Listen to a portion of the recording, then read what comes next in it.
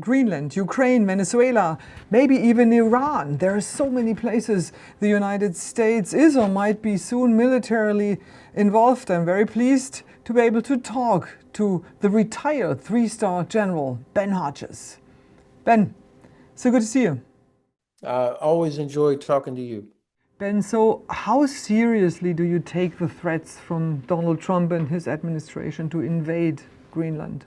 I feel pretty confident that there's not going to be an invasion, that they won't use military because it would be one of the stupidest own goals by America in the last century because of all the damage that that would cause. However, I take very seriously the president's intention to have Greenland, Mhm. whether some sort of thing, whether he talks about buying it, um, but so far Denmark and Greenland both have indicated that's it's not for sale, and the Greenlanders don't want to be a part of America. So I don't know where it goes, but after the president used force to grab Maduro, then I thought, okay, that means other things like Greenland. That's serious. I took it much more serious after that. So, Germany, France, Norway, and Sweden are putting military personnel, whatever that exactly means, on the ground in Greenland. What is that about? I think there were 13 German soldiers deployed along with some others to do a what we would call a site survey to look and see what's there, firsthand. And I think that means you now have 13 German soldiers, which is more than zero Chinese and zero Russians. So the threat that the president has keeps talking about, I think, is not there. Now, if there really was a threat, number one, Greenland would be mentioned in the national security strategy that was published in November. It's not even mentioned there. Number two, we've had the opportunity and the invitation from Denmark and Greenland to bring thousands of soldiers back to Greenland to reopen some of the bases we had there over the past decades. So I don't think this is about, they're worried about a Russian or Chinese threat. This is more about getting land, and perhaps they think there are critical minerals underneath the ice there. There probably are, but and the Greenlanders have invited Americans to come do mining there as well. So this really is, I think, in line with the new national security strategy that talks about Western Hemisphere ours, and we can do whatever we want. We're a great power. We're a superpower. We can do whatever we want. We're going to take it, and we want to make sure that nobody else can get it. So the pretext is that there's this huge Russian and Chinese threat and Russian Navy vessels everywhere. Of course, obviously, there's not. I will say this, and it's almost ironic because so much of MAGA denies climate change, but yet the whole reason this matters is because of climate change. And there's more and more interest in the Arctic. So the alliance, NATO, does have a responsibility to ensure protection of the Arctic. That's not new. It doesn't require the United States to own Greenland. Talking about NATO, I mean, how much damage did he do by talking about using maybe or threatening to use military force? Well, of course, first of all, I would imagine inside the Pentagon, I would hope that there was a lot of very heated, serious discussion amongst the leadership there, pushing back, saying, "Wait a minute, why are we doing this? The damage we're going to do to the alliance, to our allies that we need for everything, is going to be severe. They are not going to trust us. The allies will not trust the United States, which means there will be reluctance for intelligence sharing, and probably 50% of the intel that we use does not come from American satellites. It comes from the German BND or MI6 or other bilateral intelligence sharing agreements. So we risk losing that. Obviously, we there's no guarantee that we can always have access to the bases on which we depend so much in Germany, in UK, in Italy, in Spain. You can't assume they're always going to be there if allies become very concerned about what the U.S. is doing. And as they begin to stands shoulder to shoulder with Denmark. So these are the kind of things that I imagine the Joint Staff is highlighting to the Oval Office. They certainly should. And also, there's going to be an impact on the American defense industry. Countries don't have to buy American equipment, even if it's what they wanted. So Europe has leverage. I'm not advocating anything I'm saying. I'm saying that as a warning to us that we should be aware of that. And I imagine that the Joint Staff is doing it. And one final thing, of course, Article 6 of the Constitution says that any treaty is the law of the land. So the Washington Treaty, to which we are a signatory and which created NATO, is therefore the law of the land in the US. So any use of force against an ally would be a violation of the treaty and therefore a violation of the law of the land and therefore an unlawful order. So I think the chairman of the Joint Chiefs, the various others, they've got to be thinking, we can't do this. This will be an unlawful order, Mr. President. You were talking about the Pentagon. I don't know if you have any insights, but do you see a difference between Marco Rubio and J.D. Vance when it comes to Greenland? I mean, I think we all remember these images when Vance was there with his wife, for this photo op. Do you see a difference in regard of possible military interventions in Greenland between the two of them? Only one person speaks for the administration, and that's President Trump. So whatever Secretary Rubio says, whatever Vice President Vance says is interesting. It maybe gives some insight, but ultimately the president's voice is the only one that matters in these things. And so I don't know. I'm not prepared to say which one carries the most weight. I think Secretary Rubio obviously is by far the more comes across as more reasonable and understands the world better, even if he is unfortunately endorsing Trump policies and trying to carry them out. I think he has a much better sense because of his long experience in the Senate. He understands these things better than the vice president, who has never impressed me with his understanding of, international relations. Talking about the national security strategy in the Western Hemisphere, if you would live in Norway, would you be worried that Trump might also be looking for this country? I think the Norwegians and other allies must be wondering what has happened. All of our allies have always enjoyed criticizing American policy for decades. I know that in Germany, the favorite sport is not football, it's criticizing American policy. But there always was a respect for America, a trust that our Constitution could withstand damage no matter who the president was or what else was going on, and that you could count on that. Now I think people are starting to question, can they still count on the United States? Which is, very painful for me to even think about that or to say that. And what I hope is that our European allies will say, hey, will hold us accountable. We spent a lot of money and a lot of time and a lot of people helping to protect Europe. Don't throw all that away just because of some really bad policies that are being considered right now. Have a much longer term view of things. So I'm not prepared to say this is the end of NATO, but it definitely is causing some serious damage. And the secret sauce of NATO has always been the cohesion. That's what made it special.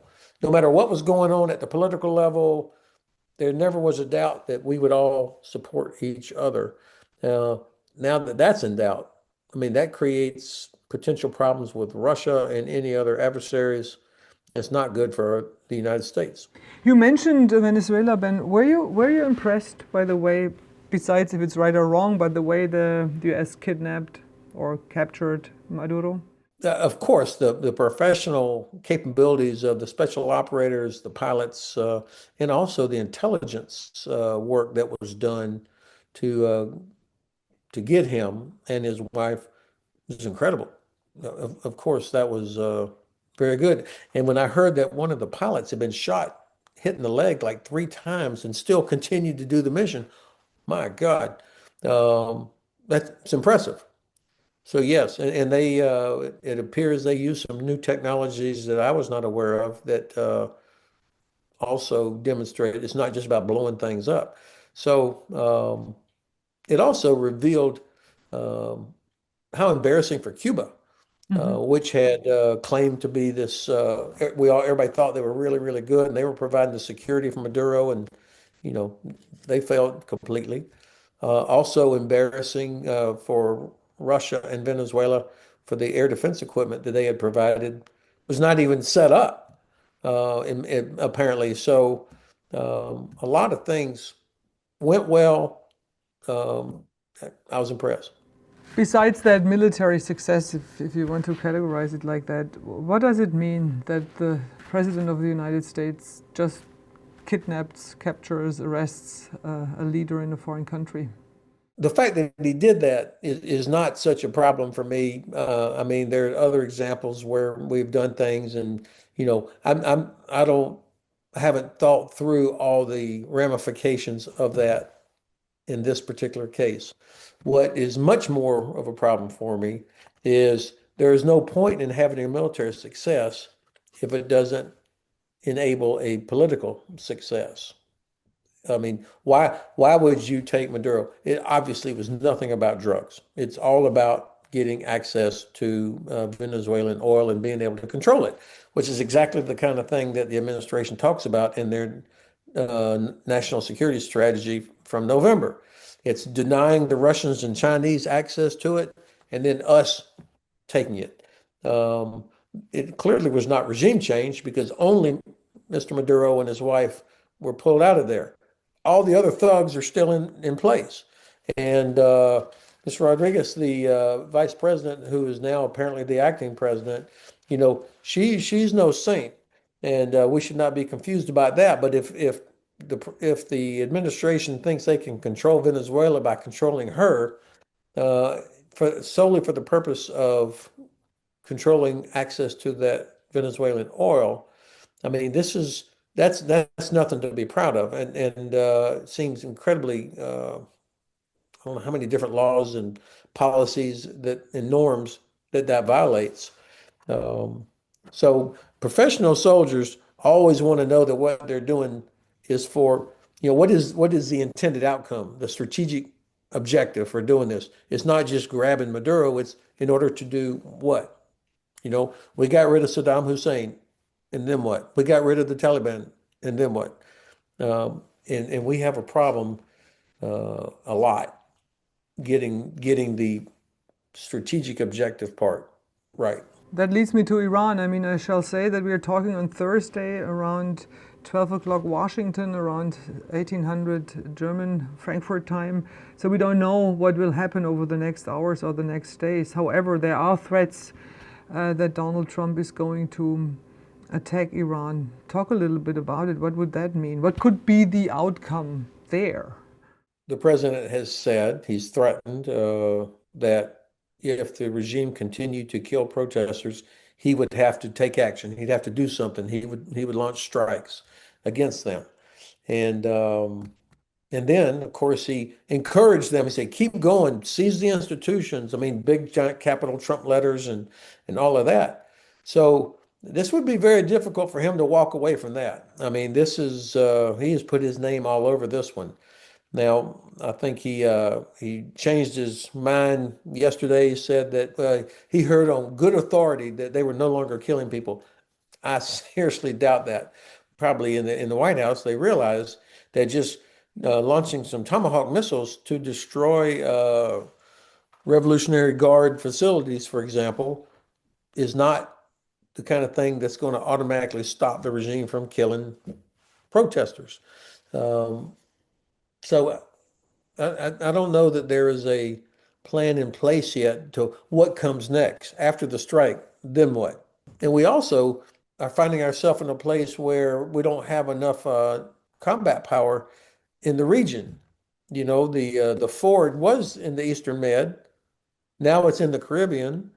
And so, you don't have a carrier out there. You still have ships and you can still do things from land-based systems, land-based aircraft, but it makes it much more difficult depending on what the operation is that they're going to do. It could be kinetic. There's a variety of different targets. I'm sure that they have briefed the president on the different types of targets and what effect that might bring and what risk that might bring. There probably are some non-kinetic things that they could do that would disrupt the regime's ability to continue to control their forces. Um, it's interesting that some of our allies in the region have said, please don't do it or leave us out of it, like Qatar.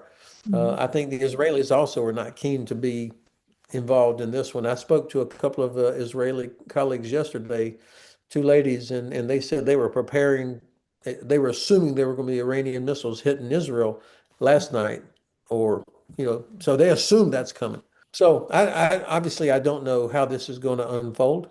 And I hope that regime gets toppled. I thought the German Bundeskanzler, Mr. Merz, I think he's right that the regime is in their last legs.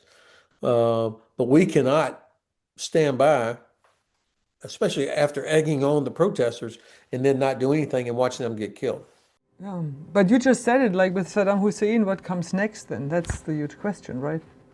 Yeah, and I see a lot of reporting about the son of the Shah. We made a mistake with Chalabi in Iraq. We thought this was our guy. None of the people in Iraq accepted him because they made fun of him as being a guy that wearing nice suits from London because he has been living in London, not in touch with the people there. And so I think the son of the Shah would face similar.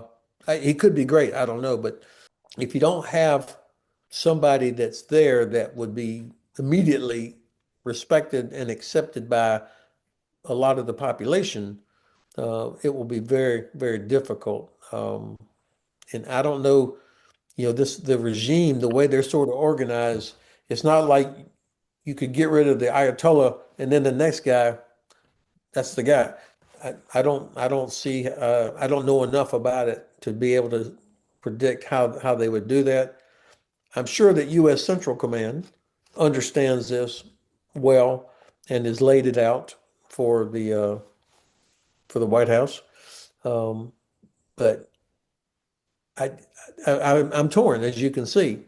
I don't want us to do something if we don't have a plan for what comes next. But at the same time, I thought that the Iranians were going to overthrow the regime 2 years ago when you had all the women were protesting, and then there was one a few years before that. Sanctions only hurt the average Iranian. It doesn't hurt the Ayatollah. So I don't know how this is going to play out or if it is. Nobody's talking about Ukraine anymore, which is, of course, also a problem. But I want to ask you a question. Even so, other news about Iran now and Venezuela might be dominating the conversation. What's the situation in Ukraine, and how do you see it play out over the next weeks, months? Thank you for bringing it up because it is important that we keep this war in front of everybody's mind because every night Russians are killing innocent Ukrainians, Europeans, in their bed, in their apartment, every night. It's clear that Putin has zero interest in actually getting to a negotiated settlement that is just and sustainable. Unfortunately, my president blames Zelensky as being the obstacle to peace, which of course is ridiculous. But that's part of the problem. The administration has never understood or cared how the war started, why it started, and when it started. Vice President Vance dismisses these as details, and they put all the pressure on Ukraine. The Ukrainians are not going to do that. They can't because they know what happens next. And Europe cannot allow that to happen because Europe is going to inherit the problem if Ukraine ever does collapse. You're going to have millions more Ukrainian refugees coming into Poland and Germany. Um, but also, I would say the Russians cannot defeat Ukraine. When the president says, he's the only one with cards, Russian victory is inevitable, it's just not true. It's not accurate. Russia spent 150 billion euro last year and lost 200,000 casualties and got less than 1% of Ukraine's territory. Even Russia cannot sustain that kind of loss, those kind of expenses for nothing. And I think the Ukrainians have figured this out, and the Ukrainians have also figured out the theory of victory um, goes through Russia's oil and gas infrastructure. The more they can degrade Russia's ability to export oil and gas to China and India and Turkey and other customers, the more difficult it will be for them to have the money they need to fight this war.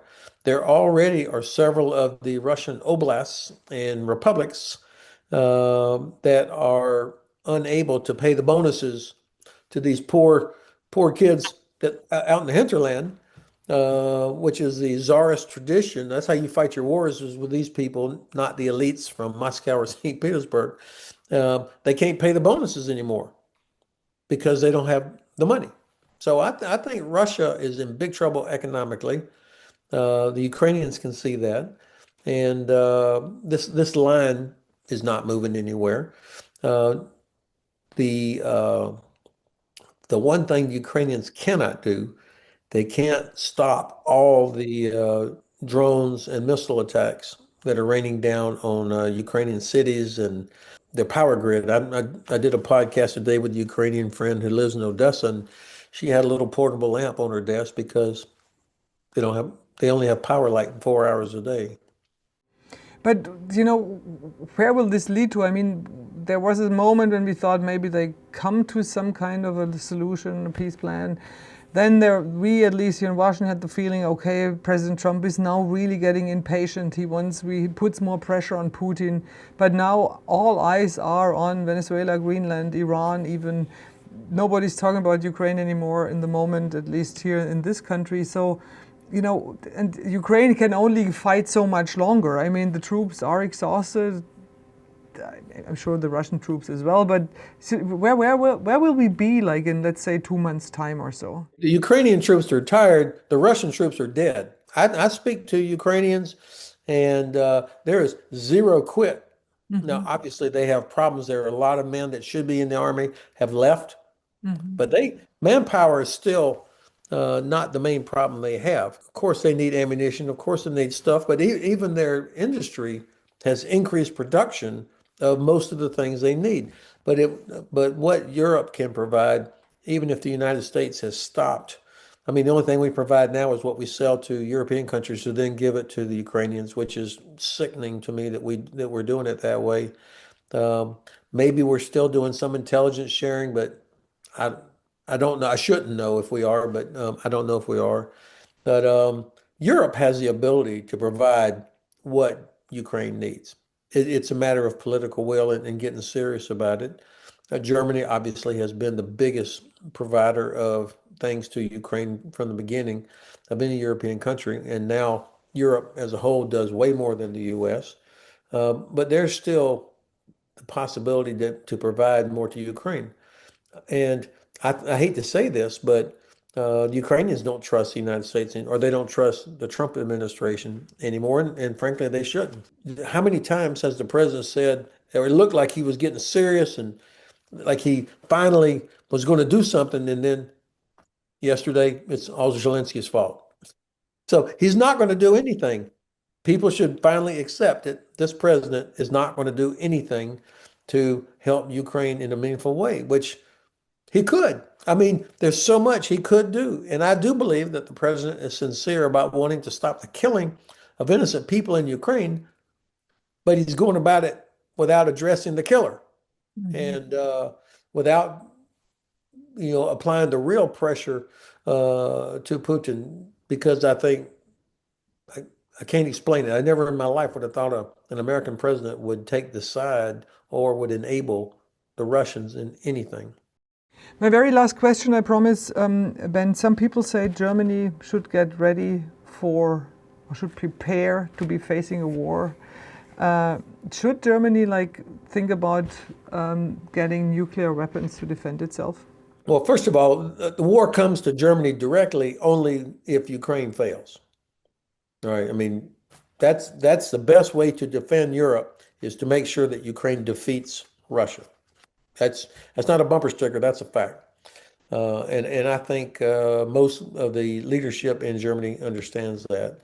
I hope it never comes to the point where Germany thinks they have to have their own nuclear weapon, not because I'm worried about Germany having a nuclear weapon, but because it is so expensive.